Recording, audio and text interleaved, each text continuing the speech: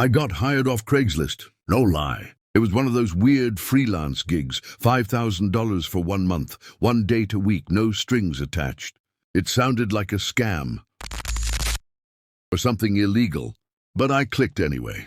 I wasn't desperate for money, just bored, a little numb. I'd been sleepwalking through life since my last breakup, so something about this message felt oddly alive. What I didn't know was I was about to fall in love with a woman who had only 34 days left to live. Her name was Clara. She messaged me directly. No phone number, no profile pic, just words. Her tone was calm, polite, almost clinical. She said, "This isn't romantic. I just need a +1. Someone to show my family I'm doing fine. I don't want pity. I want peace."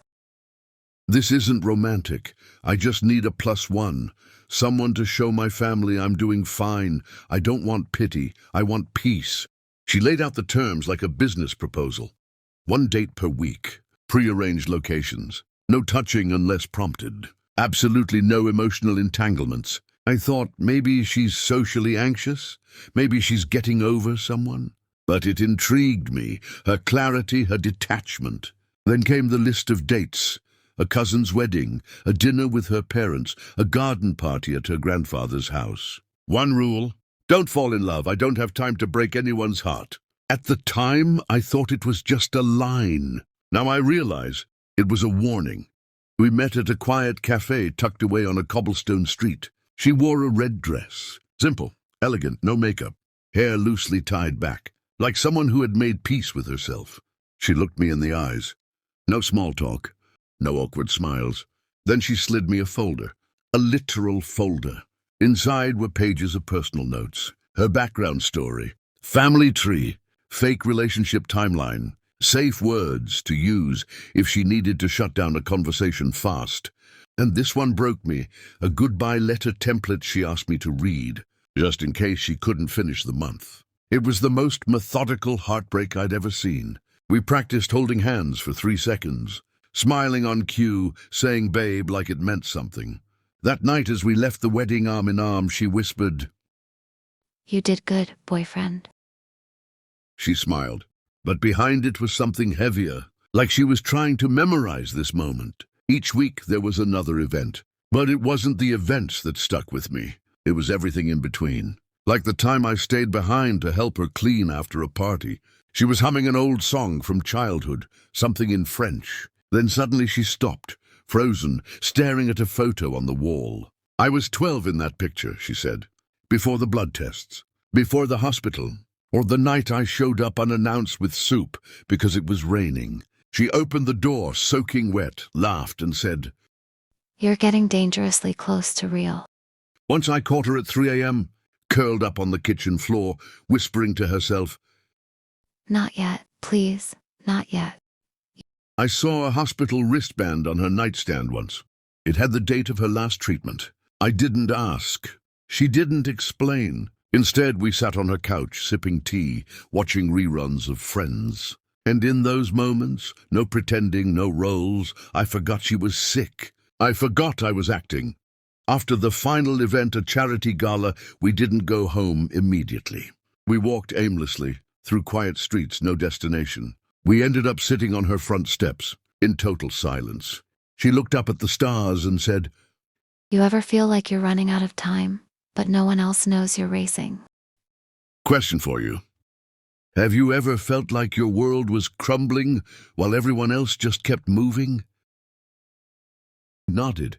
I didn't really understand, but she smiled, like my silence meant everything. Then she turned to me. "I have stage 4 lymphoma. I stopped treatment 6 weeks ago. This was my goodbye tour." I froze.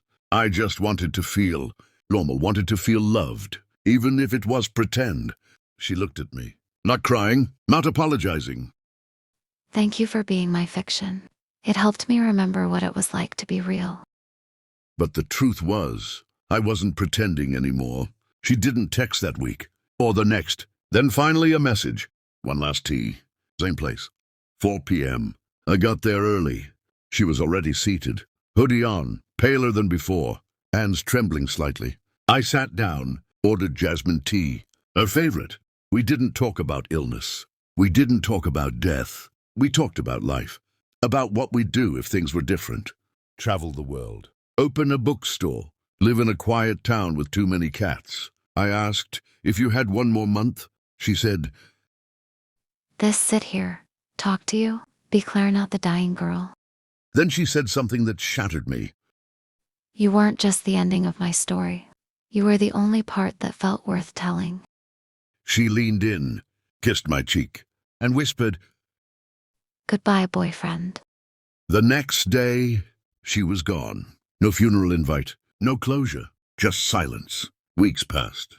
I kept checking my messages, visiting the cafe, hoping maybe, just maybe, she left something for me. A note, a letter, anything. But there was nothing. One more question for you.